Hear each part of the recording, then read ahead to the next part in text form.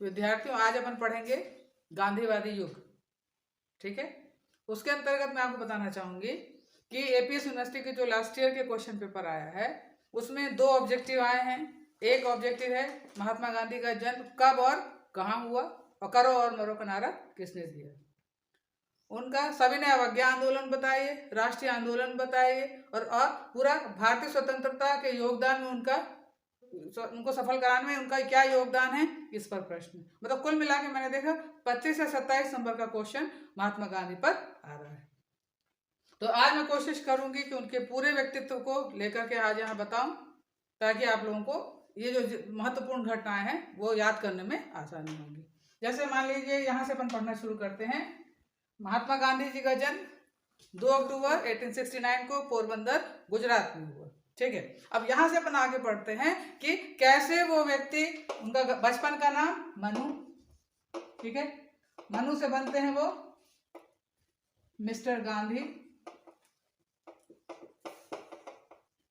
Mister Gandhi से बनेंगे वो बैरिस्टर, बैरिस्टर से बनते हैं बापू, बापू से महात्मा, महात्मा से राष्ट्रपिता। ठीक है, ये कहा जाता है जब बचपन में उन्होंने सिर्फ 2 नाटक देखे थे, एक राजा हरिश्चंद्र और श्रवण कुमार।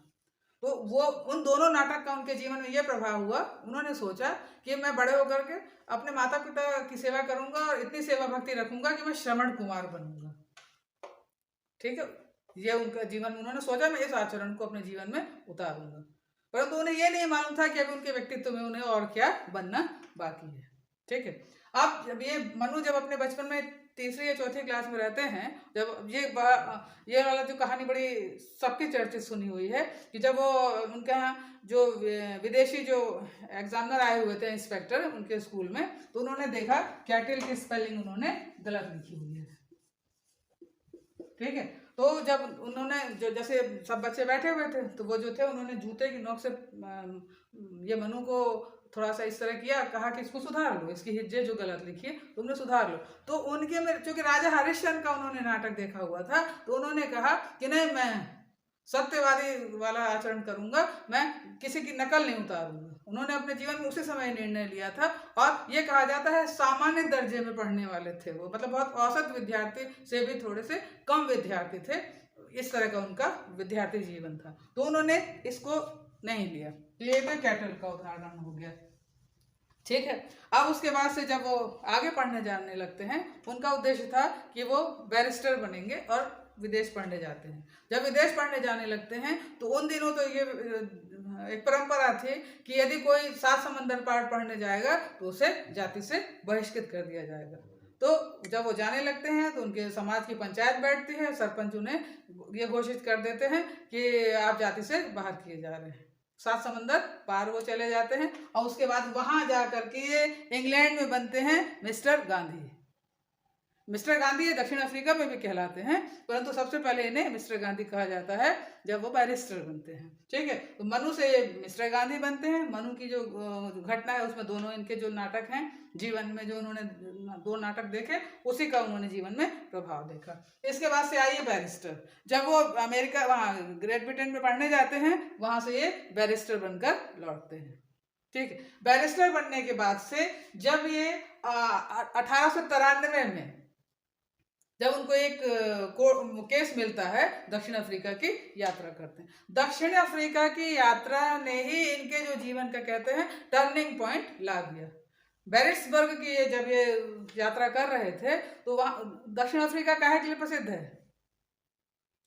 हीरे के, डायमंड के लिए प्रसिद्ध है। तो देखिए यहाँ से एक नया नगीना तराश करके निकलने वाला है जिसे अपन कहेंगे महात्मा गांधी।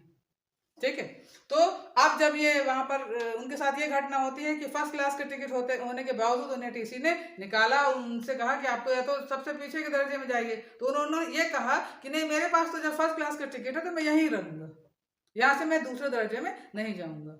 वो इतने अड़ जाते हैं कि ट्रेन रुकवाई जाती है और उनको वहीं पर उनके सामान सहित उनको उतार दिया जाता है। तो जब वहाँ उतर जाते हैं और खूब ठंड रहती है, तब मतलब उन्होंने सोचा कि अब इसका मैं स्वाभाविक है बहुत अपमान उन्होंने महसूस किया होगा, यही उनके जीवन का टर्निंग पॉइंट है। और वो ये सोचते हैं कि नहीं, अब मैं कुछ ऐसा करूंगा, इनसे सकारात्मक रूप से मुझे यहाँ इनसे लेना होगा, क्योंकि मुझे जो मेरा जो अपमान हुआ है, मैं इसका जो भी प्रतिकार करूंगा सकारात्मक करूंगा। इससे मुझे और उन्होंने ये कहा, हो सकता है ईश्वर मुझसे कुछ और कहलवाना या करवाना चाह रहा है, तब मेरे साथ ये घटना हुई, नहीं तो मुझे तो टिकट वहां तक का मिला हुआ था। ठीक है, तो ये अब वहां के कितने वर्ष रह जाते हैं? लगभग 24 वर्ष वो दक्षिण अफ्रीका में रहते हैं। ठीक है, अब जब ये दक्षिण अफ्रीका से लौटते हैं, तब ये सबसे पहले जब 1915 में लौट आते हैं, तो चंपारण की जब ये यात्रा सबसे पहले तो ये क्या करते हैं कि पूरे भारत का भ्रमण करते हैं। जब वहां से दक्षिण अफ्रीका, और देखिए जब वो दक्षिण अफ्रीका यहाँ जा रहे हैं, उससे पहले जब ये कहाँ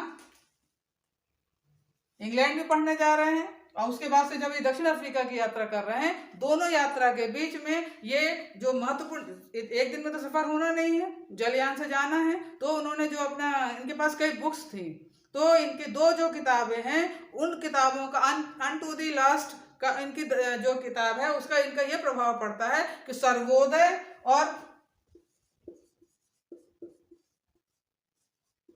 सर्वोदय, जैसा इसका नाम से स्पष्ट है, सबका उदय, सर्वोदय का इनका ये प्रभाव पड़ता है। उन्होंने कहा, मुझे रस्किन की पुस्तक द अनटू द लास्ट का उनका ये प्रभाव पड़ता है, वो ये सोचते हैं सर्वोदय और सविनय अवज्ञा, एक शब्द आता है सविनय अवज्ञा, इनका ये प्रभाव पड़ता है।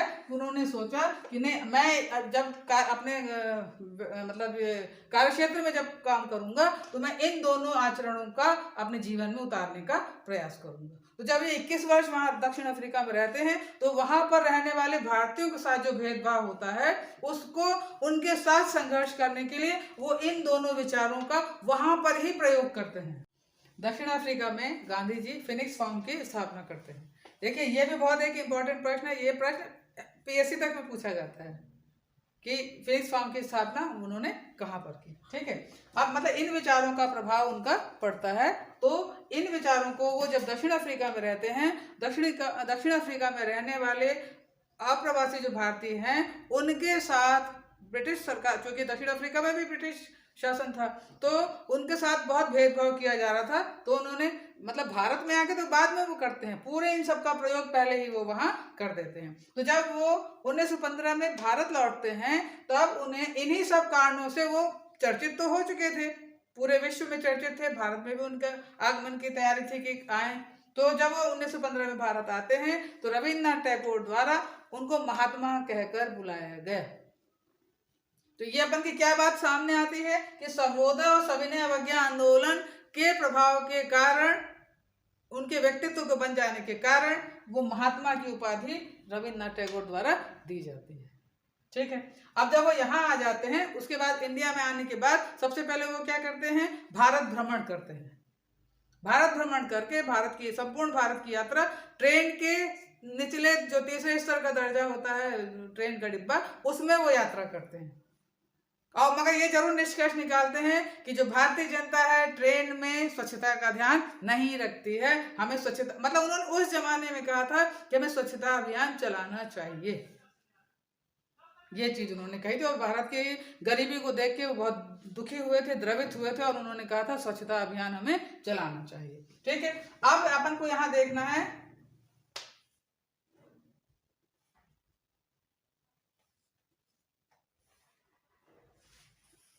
ठीक है, अब यहाँ अपन देखेंगे महात्मा भी कहला दिए। अब यहाँ राष्ट्रपिता, रंगून से 1944 में सुभाष चंद्र बोस द्वारा एक घोषणा की जाती है, तब उनको राष्ट्रपिता संबोधित किया जाता है। ठीक है, तो अपन ने क्या क्या देखा, मनु बचपन का नाम, फिर वो मिस्टर गांधी कहलाते हैं, बैरिस्टर कहलाते हैं, बापू, महात्मा और राष्ट्रपिता। अब इन सब चीजों के संबोधन से आप उनके सभी जो महत्वपूर्ण कार्य हैं वो अपन बांट सकते हैं। ठीक है, और जब 30 जनवरी 1948 को जब इनका निधन होता है, तो अल्बर्ट आइंस्टीन इनको श्रद्धांजलि देते एक बात और बताऊं, अल्बर्ट आइंस्टीन और महात्मा गांधी की पत्र द्वारा मतलब पत्राचार द्वारा बहुत बातचीत हुआ करती थी। तो जब उनका निधन होता है तो अल्बर्ट आइंस्टीन उनको श्रद्धांजलि देते हुए कहते हैं कि भविष्य में आने वाली पीढ़ियां, आप जैसी नौजवान पीढ़ियां कभी विश्वास भी नहीं कर पाएंगी कि हार्ड मास का बना ऐसा कोई व्यक्ति था जो कि महात्मा गांधी कहलाया, और वो इन्हीं सब व्यक्तित्व के कारण वो कहलाते हैं। ठीक है, अब अपन को यहाँ पे ये देखना है सविनय अवज्ञा असहयोग आंदोलन, 3 प्रश्न इसमें आएंगे, असहयोग आंदोलन, सविनय अवज्ञा आंदोलन और भारत छोड़ो आंदोलन। असहयोग आंदोलन का क्या मतलब है, जैसा कि इसके नाम से स्पष्ट है, असहयोग, सहयोग हमें नहीं करना है। तो किसके साथ सहयोग नहीं करना है, ब्रिटिश शासन की नीतियों के साथ भारत अब सहयोग नहीं करेगा। क्योंकि जब वो भारत आ जाते हैं, प्रथम विश्व युद्ध चलता रहता है। प्रथम विश्व युद्ध कब से कब तक चला, 1914 से 1918। तो जब वहां पर युद्ध में जाने की बात होती है तो ये कहा जाता है भारत मित्र देश राष्ट्रों की तरफ से भाग लेगा ब्रिटेन के साथ। तो ये गांधी जी को विश्वास दिलाया जाता है, कांग्रेस में मीटिंग होती है कि हाँ भारत को इस युद्ध में भाग लेना होगा, और ये कहा गया कि जब युद्ध समाप्त हो जाएगा तो भारत को मतलब स्वराज की स्थिति में लाया जाएगा, कुछ न कुछ हम आपके लिए पॉजिटिव ऐसा करेंगे जो भारत के लिए सकारात्मक होगा। परंतु भारत प्रथम विश्व युद्ध हो भी जाता है, परंतु जो ब्रिटिश सरकार है अपने वायदे पर उतरती नहीं है खरा। तब गांधी जी कहते हैं कि नहीं, अब हमें इनकी नीतियों के साथ सहयोग नहीं करना है, तो वो असहयोग आंदोलन की शुरुआत करते हैं। ठीक है, तो एक तो असहयोग आंदोलन हो गया। फिर दूसरा है असहयोग आंदोलन आएगा 1920, शासन की नीतियों के साथ असहयोग, मतलब सबसे पहले शिक्षा, उनकी शिक्षा के साथ नहीं, उनके सब नीतियों के साथ नहीं, और अपना स्वदेशी शिक्षा का प्रचार करेंगे, विदेशी शिक्षा का बहिष्कार करेंगे, विदेशी वस्तुओं का बहिष्कार करेंगे, उनकी नीतियों का बहिष्कार करेंगे। ये सब चीजें उनके साथ चल रही है, शराबबंदी करेंगे, ये सब उनके साथ असहयोग आंदोलन चलेगा। तो ये हो गया। अब अपन को देखना है सविनय अवज्ञा आंदोलन। ठीक है, ये आपके एग्जाम में जरूर आ रहा है, 10 नंबर का प्रश्न पिछले साल आया है। सविनय अवज्ञा आंदोलन, जैसा मैंने आपको इधर बताया था, दक्षिण अफ्रीका में उन्होंने इसका प्रयोग किया। विनय पूर्वक हमको अनुरोध किससे करना है, ब्रिटिश सरकार से। तो सविनय, विनय के साथ, अवज्ञा, जब आप अपनी एप्लीकेशन लिखते हैं तो आप लिखते हैं ना योर फेथफुली, योर ओबीडियंट, लिखते हैं ना, आज्ञाकारी, आपका आज्ञाकारी शिष्य, है ना। तो ये ओबीडियंट कहलाता है। ये कह रहे हैं मैं डिसओबीडियंट, मैं आपकी आज्ञा का पालन नहीं करूंगा, अवज्ञा। उन्होंने वायसराय को एक पत्र लिखा और उसमें 12 पॉइंट ऐसे लिखे कि मैं इन चीजों का आप यदि प्रयोग मतलब भारत के लिए सुधार कर देंगे तो मैं कोई आगे आंदोलन नहीं करूंगा, परंतु यदि आप इनका वो नहीं करेंगे तो फिर मैं मतलब जो भारत है वो मतलब आपके साथ असहयोग तो कर ही रहा था, अब हम कुछ आंदोलन का रूप को और बढ़ाएंगे। तो हम कौन कौन सी चीजें लेते हैं, जैसे कि मान लीजिए शराब निषेध, मुद्रा का जो अवमूल्यन हो रहा था उसका उन्होंने सुधार करना चाहा, नमक कर, नमक के लिए उस समय ये कहा जा रहा था मनुष्य तो बिना नमक के तो भोजन वो करेगा नहीं, चाहे वो अमीर हो चाहे गरीब। पशुओं को भी नमक दिया जा रहा था, दिया जाता है, तो पशुओं के लिए भी जरूरी था। तो उनको लगा नमक जैसी इतनी अनिवार्यता चीज है तो इसके साथ तो कम से कम कर कम होना चाहिए। उन्होंने इनको टाइम दे दिया कि आप हमारा मतलब आपको हम समय दे रहे हैं करीब 1 हफ्ते का, कि आप हमारी नीतियों को मान लीजिए, नहीं तो हम आपको रिमाइंडर दे रहे हैं कि हम आपके साथ अब अपनी जो सविनय अवज्ञा आंदोलन का हम अगला चरण करेंगे। उनके द्वारा, ब्रिटिश सरकार द्वारा उन्हें कोई भी चीज नहीं दी जाती है, मतलब कोई भी उन्हें आश्वासन भी नहीं दिया जाता। तो अब वो क्या करते हैं, सविनय अवज्ञा आंदोलन की ओर शुरुआत करते हैं। अब ये सविनय अवज्ञा आंदोलन कब शुरू हो जाएगा, इसको भी मिटा दूं,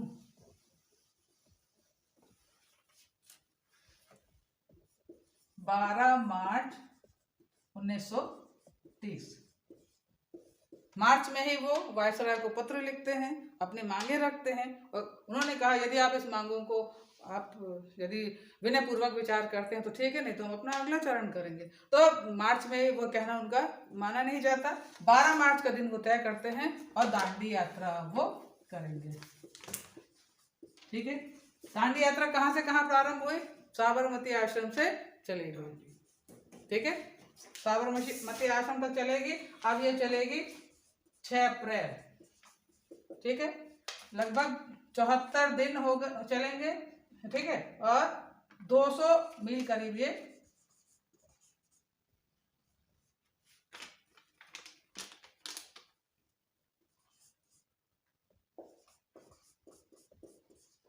इनके साथ चलते हैं,